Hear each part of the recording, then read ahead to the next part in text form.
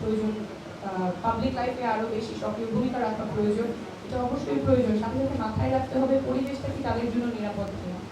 পরিবেশটা যদি এত আনফ্রেন্ডলি হয়, এতটা বৈরী হয়, তাহলে আমরা এই যে আহ্বান করছি নারীদেরকে আসার জন্য, এই বৈরী পরিবেশে এসে তারা টিকতে পারবে না। তখন আবার দেখানো হবে যে নারীরা ফেলিয়ার, তারা পারে না। সুযোগ ছিল কিন্তু এসেছে, টিকতে পারে নাই, কিন্তু টিকানোর যে কোনো ব্যবস্থা সেখানে ছিল না, কোনো পরিবেশ সেখানে ছিল না, সেই কথাটা আর সামনে আসবে না। আমাদের অভ্যুত্থানের পরে অনেক নারী ঘরে ফিরে গেছেন, অনেক নারী এখনো আছেন, রাজপথে আছেন, অনেক বাধা বিপত্তি সত্ত্বেও রাজপথে আছেন। প্রতিদিন বিভিন্ন ধরনের মিথ্যা অপবাদ, মিথ্যা প্রপাগান্ডা তাদের বিরুদ্ধে করা হচ্ছে, তারপরেও ওনারা আছেন। এবং এইটা যাতে আমাদের নতুন যারা আসবে তাদের ক্ষেত্রে না হয়, সেই ব্যবস্থাটা আমাদের করতে হবে, সেই পরিবেশ আমাদের নিশ্চিত করতে হবে। না হলে এই সভা সেমিনারে আমরা কথা বলবো, কিন্তু আসলে বাস্তব মাঠে ফিরে গিয়ে তখন আর নারীদেরকে খুঁজে পাওয়া যাবে না। এবং এই ডিসসার্ভিস আমরা যাতে আর না করি। এবং আমি চাইবো সকল রাজনৈতিক দল, যুবশক্তি, এনসিপি, আরও যারা রাজনৈতিক দল আছে, রাজনৈতিক পক্ষ আছে, সবাই এক হয়ে নারীদের সুস্থ, সুন্দর, নিরাপদ পরিবেশ তৈরিতে কাজ করবে।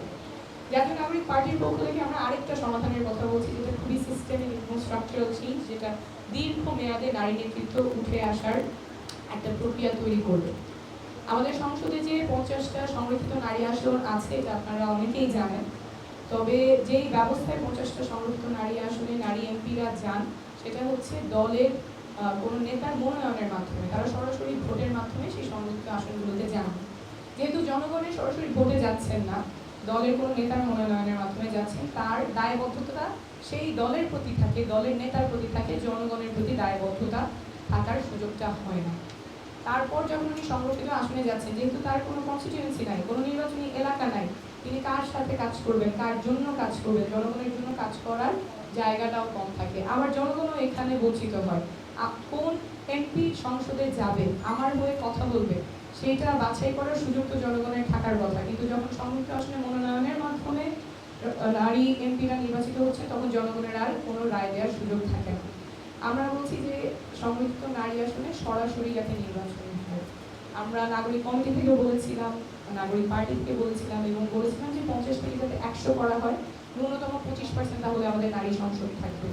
এবং তার পাশাপাশি এরা সরাসরি ভোটের মাধ্যমে আসবে। সরাসরি ভোটের মাধ্যমে আসতে হলে তাদেরকে তৃণমূলে যেতে হবে, ক্যাম্পেইন করতে হবে, জনগণের দ্বারে দ্বারে গিয়ে বলতে হবে তারা কি কাজ করবেন যদি তারা নির্বাচিত হন, তাদের ইশতেহার নিয়ে কথা বলতে হবে, জনসংযোগ তৈরি হবে।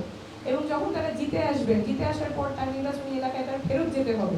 সে যদি ভুল করে তাহলে জনগণের কাছে তিনি দায়বদ্ধ থাকবেন, তিনি যদি ভালো কাজ করেন তাহলে জনগণ তাদের প্রশংসা করবে। এবং এইভাবে এক ঝাঁক নারী নেতৃত্ব আসার সুযোগ ছিল, কিন্তু আনফর্চুনেটলি আমাদের অভ্যুত্থানের পরে যেই পদ্ধতিতে এই ব্যাপারে সিদ্ধান্ত হলো, সেটা দুর্ভাগ্যজনক। যে এই রুমটাতে এটা ডিসাইড হলো যে আসলে এভাবে সম্ভব না, এরকম সরাসরি ভোটে এখন নারী নেতৃত্ব সরাসরি নির্বাচনের মাধ্যমে আনা সম্ভব না, সেই রুমে কিন্তু 1% 2% নারীও নাই। অভ্যুত্থান যারা করেছিলেন তাদের প্রতিনিধিত্ব নাই। যারা এই সিস্টেমের মাধ্যমে এসেছেন, অর্থাৎ নারী বান্ধব না এমন পরিবেশের মাধ্যমে এসেছেন, তারাই ডিসাইড করছেন যে নারীরা পারবে কি পারবে না। আমাদের এই ফাইট আজকে শেষ না, আমাদের এই ফাইটটা চালিয়ে যেতে হবে, যাতে আমরা যে পদ্ধতির কথা বলছি, নারী নির্বাচন, সরাসরি নির্বাচনের মাধ্যমে নারী প্রতিনিধিরা আসবে, সেটা আমাদের করতে হবে। এবং আরও কি কি স্ট্রাকচারাল চেঞ্জ আমরা করতে পারি নিজেরা ঐক্যবদ্ধ থাকার মাধ্যমে, সেই ব্যবস্থাগুলো আমাদের নিশ্চিত করতে হবে। শেষ যে কথাটা বলতে চাই, যে আমরা অনেক সময় নারীর ইস্যু বলতে নারীরাই কথা বলবে, নারীরাই শুনবে, এটা চিন্তা করি। আজকের রুমে অনেক পুরুষ আছেন, সেটা দেখে আমি আশান্বিত, এবং আমি আশা করবো যে সামনের বক্তব্যগুলোতেও পুরুষ স্পিকাররাও থাকবেন, এবং আমাদের সেমিনারটাতেও পুরুষের উপস্থিতি আরও বেশি থাকবে। কারণ নারীর ইস্যু শুধু নারীর না, নারীর ইস্যু সবার। এটা একটা জাতীয় ইস্যু, নারীরা পিছিয়ে থাকলে জাতির অগ্রগতি সম্ভব হবে না। তাই সবাই ঐক্যবদ্ধ থেকে আমাদের নারীরা যাতে সক্রিয়ভাবে রাজনীতিতে এবং জাতীয় জীবনে অংশগ্রহণ করতে পারে, সেটা আমাদের নিশ্চিত করতেই হবে। সকলকে অনেক ধন্যবাদ।